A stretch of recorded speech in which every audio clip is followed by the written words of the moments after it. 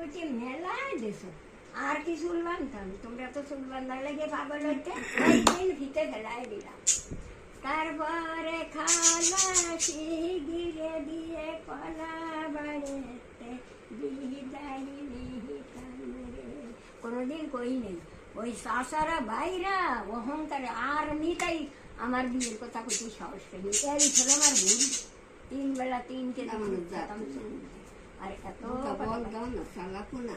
এমনি কোনো বউ যদি আমি 10 বছরও কোনো জায়গা যাই, তা কবে না যে সে কি হারি কেন্দ্রে তালাশ করতে যায় না।